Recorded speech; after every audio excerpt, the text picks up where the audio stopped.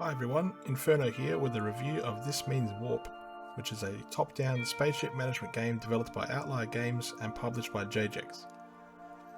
It released on Steam Early Access on March 17, 2022 and sees you flying solo or with up to 3 mates in online co-op or remote play together as you boldly search procedurally generated space. You will fire enemy ships and bases, rescue mission crew members, find upgrades and take down bosses. Starting a solo game, you first need to select a crew member to play as, from Bob, Pants, Nob Nob and Jin, all who have varying levels of damage, repair and movement stats.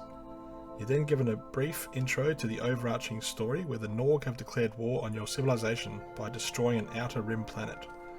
Your ship's AI, aptly named Richard, says we must depart for the Norg mothership at once, and this will start your journey through the procedurally generated space zones. There is an intro briefing you can choose, which acts as a tutorial, teaching you the basics of repairing, dash movement and arming your laser cannons and vanquishing enemy ships. If you have played games like Space Crew before, this will feel familiar, only This Means Warp has you initially controlling just the one crew member. As you take damage, cracks will form in the hull, machinery could get disabled, and if the hull gets breached, you'll start losing oxygen. You should repair everything after each battle because there's no automatic repair between missions and the ship takes permanent damage over time. Using your captain's chair, you navigate the overhead map to move into the next sector. Each sector has icons for fighting enemies, search zones where you can find floating debris or survivors, and boss fights. As each game is randomly generated, there's no optimal path to take, but if you're playing solo, you will want to check out the exclamation and question mark locations first.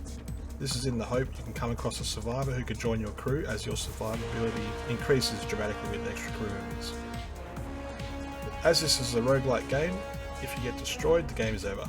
It was initially tough learning the balance between repairing systems, restocking ammo, and shooting the enemy, especially on my own. When I picked up my first crew member on my second run, it made things so much easier.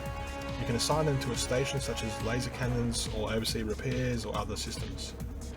This Means Warp is a heck of a lot of fun to play and gets intense at times. The boss fights are tough, especially the shielded ones, and I usually targeted enemy weapons first, which gave me time to reload and repair.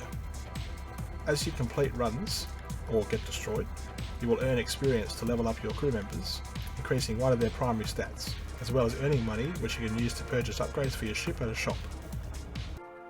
There's a lot to like about this game, and you learn more strategies with each successive run. There's the familiar pull of playing just one more run, which is great.